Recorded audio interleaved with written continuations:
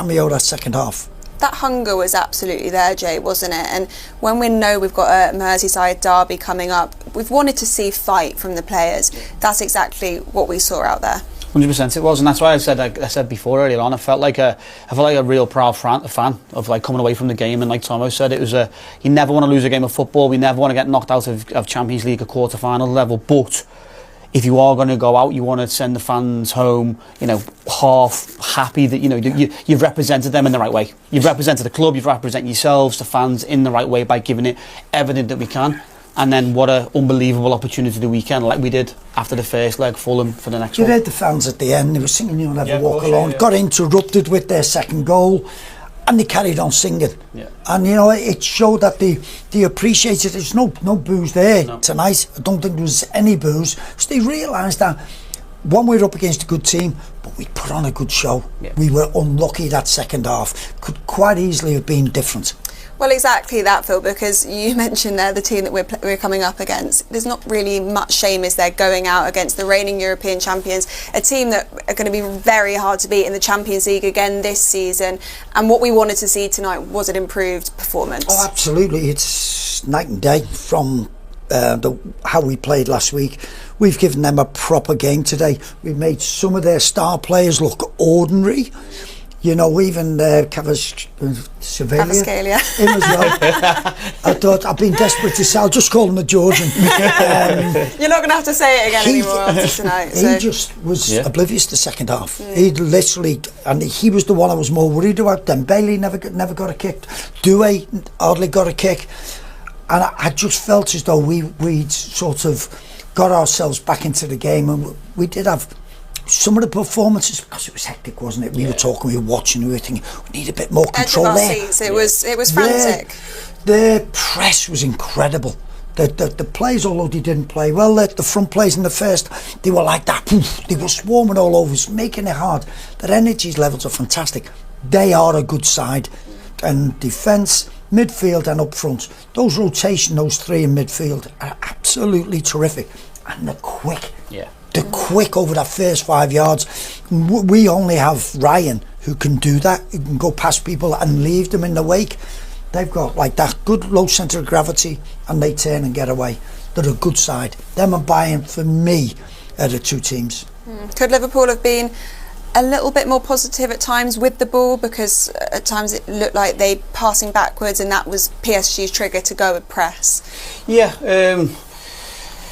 It's difficult because the intensity of the game, it looked electric, it looked fast, it looked quick. There's going to be some moments where you're probably going to have to maybe play backwards just to try and build and try and give yourself not a breather, but like you say, passing backwards for them, that's their trigger to jump. And you could see as soon as any ball goes square or back, every single player from their team just jumps and jumps and jumps. And even their back four, when it goes back to Mamardashvili, their back four are nearly already on the halfway line before you've even had a chance to go, get a build up again.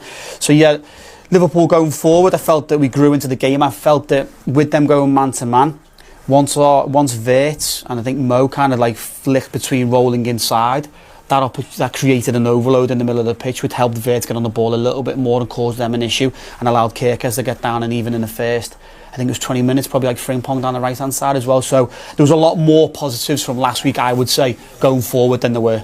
I thought Virch was very influential tonight. Sort of in those pockets he was getting in, we were probing, and all of a sudden things were opening up for us. We were leaving one-on-ones with Mo or with Rio when Rio had come on, and it looked as though there was times we just never had that final ball that you could sort of pick somebody out for a clear opportunity. They made some great block tackles, and the keeper also made a couple of good saves. Yeah, and if we think further ahead, we're not going to be playing PSG or their calibre of team every single week. What can we take from this one? What's the key learning that you carry forward, particularly looking to Sunday? I would think we've just got to believe in each other better. We've got to have so much more sort of confidence, just to try and finish things off a little bit earlier, not try and walk the ball in, trying to play balls into feet and everything all the time. It's just to have a shot of something. Mo Salah come inside, just whip one to the far post.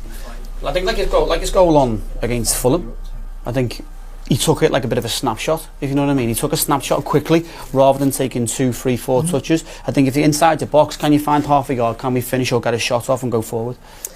Yeah, well, there was another game going on in the quarter-finals tonight, the all-Spanish affair, of course, between Atletico Madrid and Barcelona, with Atletico going into the game 2-0 from the first leg, and it was a bit of a barnstormer in the first half at the Metropolitano. Lamine Yamal and Ferran Torres gave Barca a 2-0 lead after just 24 minutes. That made the tie 2-2 on aggregate, but soon after, Ademola Lookman restored the home side's lead 3-2 in the tie at half-time, and that is how it stayed. Barca went down to 10 men late on, but it was Diego Simeone's men that progressed.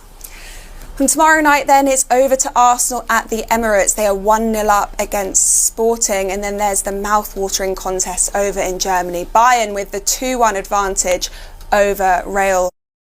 Probably Bayern Munich as well. I think Tomo mentioned them. I think they're probably the two that really stand out for me, you know, as a team collective and as a whole. I think they're probably the two favourites. To watch them against Real Madrid, and I thought they were outstanding as well by Leverkusen. I agree. I watched that one. Bayern Munich playing against Real Madrid, what a game it was. It was just incredible, and I think for Bayern Munich over there, sort of to come out on top, I just thought was unbelievable. It was a high quality game. So, but I thought Bayern Munich were a lot stronger in each department. I mean, physically, they were good, and that's why I think that physical side right through might outdo PSG. Yeah, and do you think PSG are going to be the most difficult team to beat, or do you reckon Bayern as well, Jay? I don't think you can look past PSG for me. I know obviously you say, like, you know, the set pieces and stuff. I felt like we caused a few issues to them tonight on set pieces. I understand obviously Tomo's point of view, but I think the athleticism and the speed that PSG play out sometimes when they want to play, I think it's electric. Yeah, you have to think it's not as hard, the French league, and they get a rest of the weekend as well. Exactly. they might have about 6 or 7 extra games at the end of the season, playing each day in the French league. I'll give you a bit of a break now, because we can hear from the boss. Arne Slot has been speaking to our friends over at Amazon Prime. Arne, thank you very much for joining us. 4-0 on aggregate, is that a fair reflection of the tie overall? It depends on how you want to look at it. I don't think so. I think we got much more than we deserved last week by only losing 2-0, and that was same last season. And what was also the same as last season, that today we got much less than we deserved.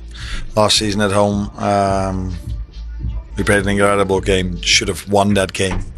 And today, in my opinion, we should have won as well. But yeah, it's also the quality of them that they don't concede from all the chances we had. And then the finish of Dembele probably tells you why he won the Ballon d'Or and why that team has won the Champions League last season and has a good opportunity to win it again this season. It does help to have your best players on the field, of course. Ugo Ekitike first. How is he? Not too good. I think we could all see that it didn't look well and didn't look good.